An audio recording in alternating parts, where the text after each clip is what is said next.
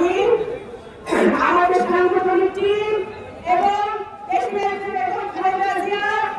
এবং যদি আগামী দিনে সুষ্ঠু নির্বাচন হয় এবং বাংলাদেশ জাতীয়তাবাদী দল জনগণের ভোটে নির্বাচিত হয়ে সরকার গঠন করে প্রধানমন্ত্রী হবেন জনাব তারেক রহমান। পক্ষ থেকে আপনাদেরকে আমি একটা কথা বলতে চাই যে আপনারা শরীয়তপুর জেলাকে দুর্নীতি মুক্ত করেন, চাঁদাবাজি মুক্ত করেন।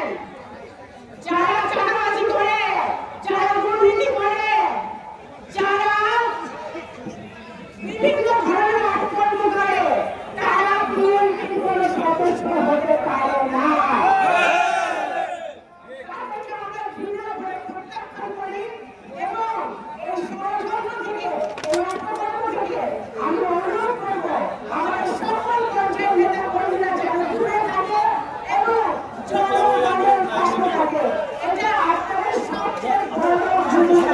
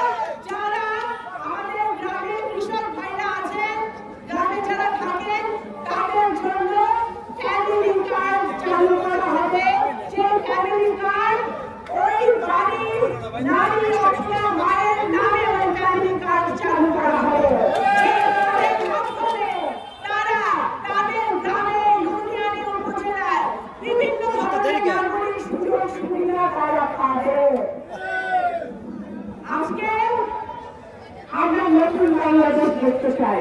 আমরা গত 15 বছরের পচা দুর্গন্ধ বের হওয়া রাজনীতি আমরা দেখতে চাই না। আমরা এদেশে